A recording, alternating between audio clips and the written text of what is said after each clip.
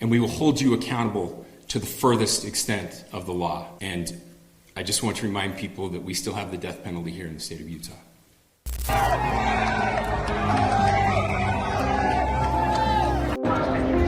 Counting or not counting gang violence?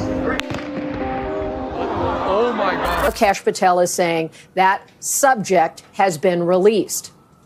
That suggests that they do not have any compelling evidence to hold that individual right now, because with a charge of this type, to provide security, and he's a private person. He's not a politician. He's not a public official.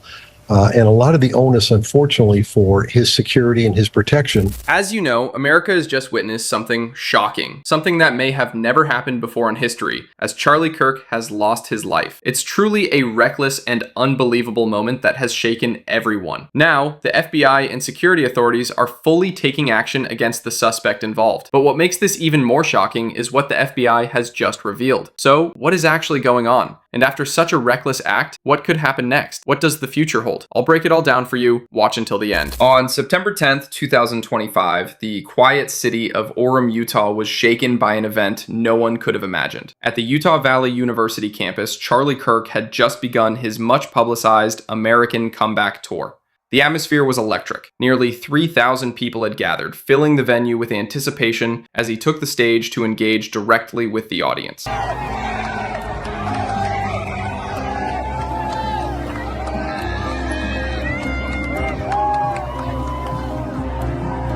That's a lot of people, Utah, I'll tell you what. We're going to be here for a couple hours. Get comfortable. Bring the best libs that Utah has to offer. Kirk was standing confidently, answering questions from students and supporters alike. The discussion had just turned toward the contentious issue of gun violence in America when the unthinkable happened. Without warning, the sharp crack of a gunshot split the air. Counting or not counting gang violence? Oh my God. Go, run! Witnesses later recalled that the shot seemed to come from the direction of a nearby rooftop or elevated building overlooking the campus. The bullet struck Kirk in the neck. In an instant, the energy of the crowd shifted from excitement to horror. He collapsed on the stage as panic rippled through the audience. Screams rang out, people scrambled for cover, and others cried out desperately for help. Security and law enforcement rushed forward, trying to calm the chaos and protect the terrified crowd, while medics attempted to save him. Kirk was transported as quickly as possible to a nearby hospital, but the wound was devastating. Despite the doctor's efforts, the blood loss and severity of the injury proved too much. Hours later, the announcement came that Charlie Kirk had succumbed to his injuries. What had begun as a moment of political theater and civic dialogue ended in tragedy, an event that left a community, and indeed the nation, stunned. Now, after this tragic event, many people are reminded of a moment from Donald Trump's 2024 election campaign, when he too faced a similar attack.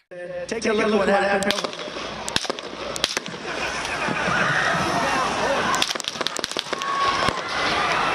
Back then, Trump was lucky. He survived. But now, one of his most prominent supporters has faced the very same horror. And what has just happened is nothing short of insane. The question everyone is asking now is, what exactly did the FBI and security forces do?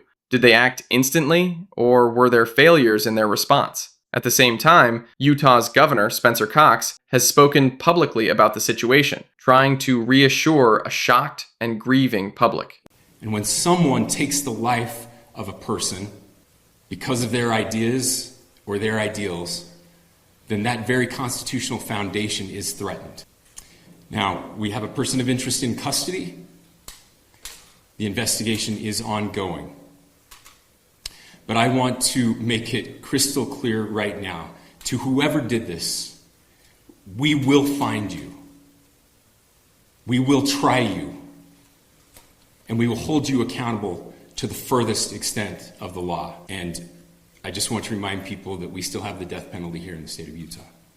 Did you hear that he even mentioned the death penalty? Just imagine, a criminal carried out an attack in a place filled with people and crowds, Yet the police and FBI couldn't act on the spot. Instead, they quickly took a suspect into custody who, as it turned out later, wasn't even the one who attempted the shooting. After the shooting itself, of course, law enforcement is scanning the scene, looking for information. There was one older man who was taken into custody by local authorities. We had done some work on him, and he is not suspected in the shooting. He was charged with an obstruction case. Then we learn from official sources of a suspect being detained and believed to be involved in the shooting. That's how it was depicted to us through various sources in law enforcement and government. And then, of course, we had on the record the governor of Utah saying there was a person of interest in custody. Kash Patel, the FBI director, using his social media to refer to an individual as a subject. Other officials, other sources of ours, were saying that they had confidence that the individual being held was someone they thought would be, in fact, the suspected shooter. So not just a witness, not just a material person, those kinds of things. We're trying to figure all of that out. Now, after some period of time where we believe there was an attempt at least to question that individual who was detained, now Kash Patel is saying that subject has been released. That suggests that they do not have any compelling evidence to hold that individual right now, because with a charge of this type, a murder and other potential crimes, it would be very difficult to let someone go. So think about this. If this is the condition of the FBI and our legal authorities, then what does that mean for public safety tomorrow? I've been saying it. Our security, our public life, and even our political freedom of speech are being stripped away. Someday soon, this could go beyond political rallies. What if someone can attack you in your own home just because you dared to speak your political views? What do you think about America's political and security situation nowadays? Let me know. Now, watch as some former FBI officials admit that this was completely unexpected because, in their eyes, Charlie Kirk wasn't even considered a major political figure. Well, Scott, the problem is there is no such thing as absolute security, and you can go to great lengths to try and protect someone. But in all reality, it's virtually impossible to do that, to make someone completely safe. And I just would harken back to last summer with President Trump. Whenever you have an outdoor event, it's going to be much more difficult to provide security. And he's a private person. He's not a politician. He's not a public official. And a lot of the onus, unfortunately, for his security and his protection is going to fall on him and his organization. Now, we don't know if there had been threats made against him, if he was concerned about his safety or not. I'm sure that's all going to come out in the days and weeks ahead.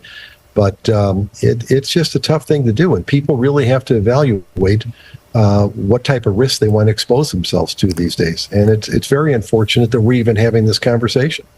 But honestly, I don't think this is the right time for endless debate. The first priority now must be to find the real criminal and hold them accountable. The FBI can make excuses all they want, but the truth is clear. The lives of ordinary people are being harassed, threatened, and put under constant tension. And what about Donald Trump? One of his most visible MAGA allies has just been taken down, yet he hasn't taken decisive action. If even a figure this close to him isn't safe, then what does that say about the security of the rest of the country?